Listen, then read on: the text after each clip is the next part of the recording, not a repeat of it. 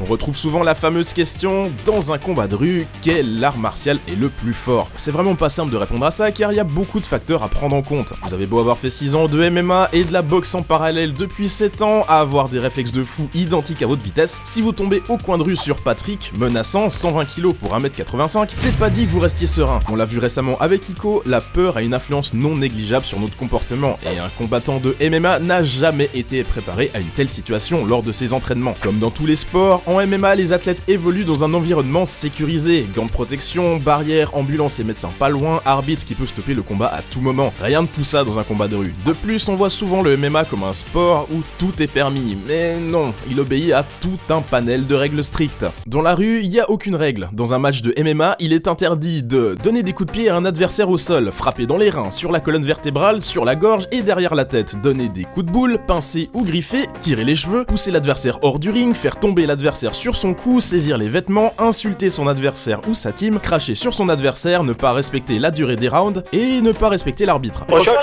De plus, dans un combat de MMA, vous connaissez votre adversaire, vous savez qu'il va la jouer selon les mêmes règles que vous et surtout vous savez qu'il fera plus ou moins votre poids. Dans la rue, vous pouvez tomber sur absolument n'importe qui, petit, grand, mauvais ou expert en baston. La maîtrise du MMA vous donne un avantage, évidemment, mais si derrière votre mental n'est pas au top et que vous pouvez pas vous adapter au fait que la personne en face ne respecte pas la moindre règle, vous êtes cuit.